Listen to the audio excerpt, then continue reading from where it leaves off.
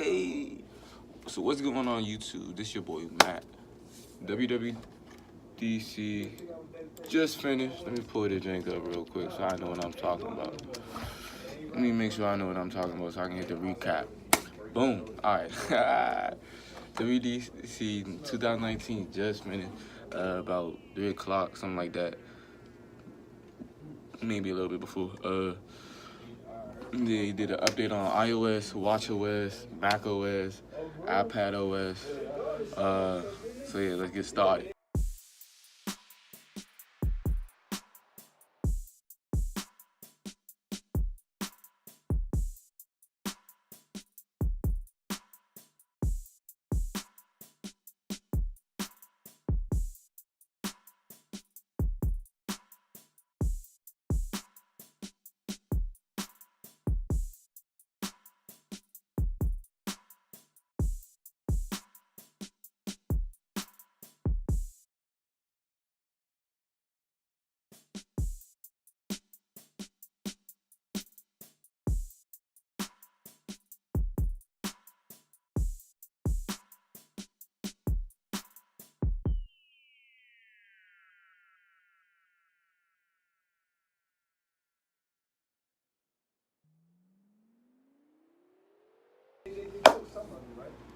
First and foremost, I'm at work, so it's about to be kind of all everywhere about stuff.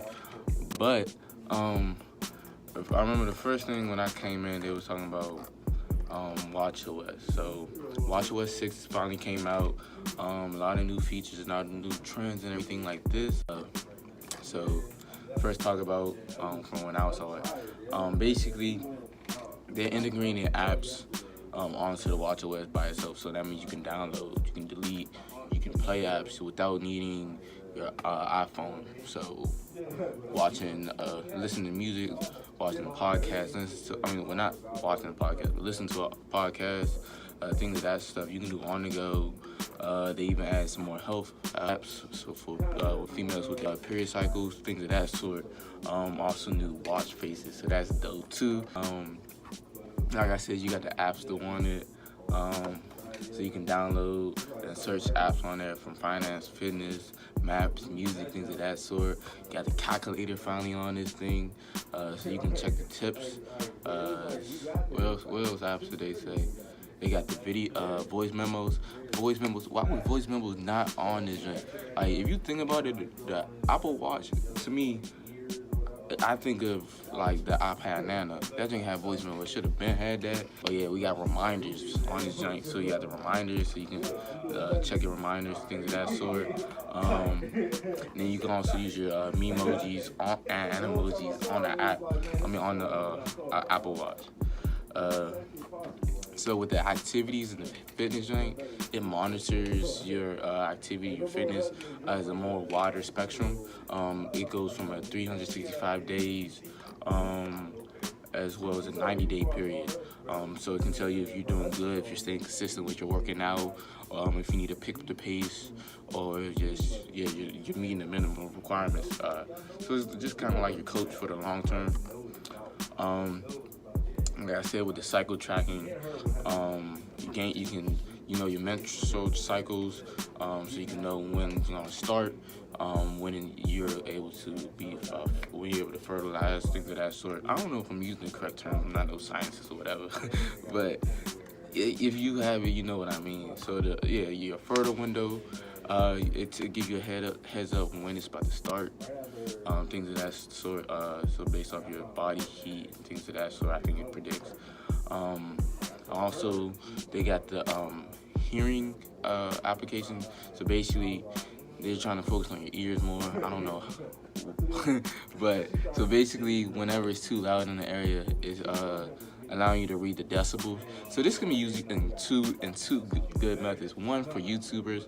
So for YouTubers trying to adjust their audio mic, their Rode mic, whatever mic they use based off their environment, they can check their watch and be like, boom. I don't got my watch on, but my watch is in my pocket.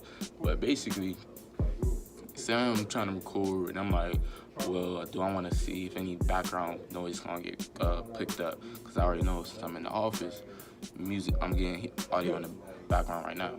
So That's one good way. But two is if you're in a concert, you're just in a loud area, construction area, it's a lot of traffic, or you just somewhere where a football game, for example, a lot of screaming and stuff.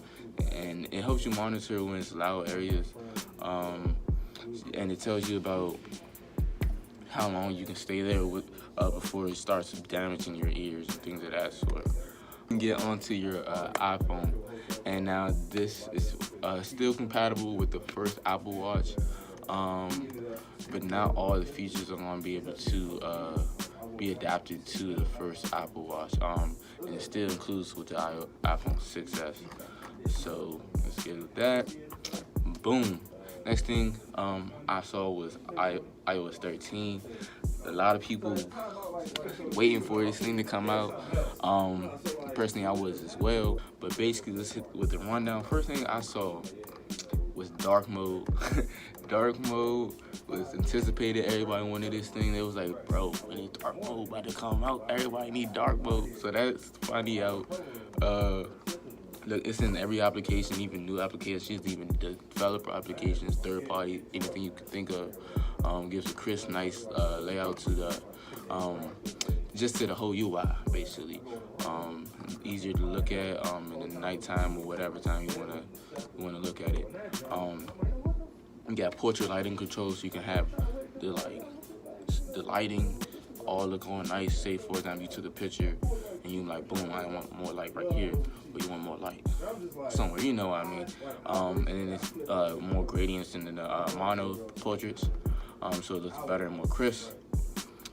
Photos application got a new layout and a new UI, so you can see what you do on a consistent base. If, like, for example, my birthday, it's gonna show me everything I did for the last few years on my birthday, because you know it's a special event and I always do something specifically on my birthday.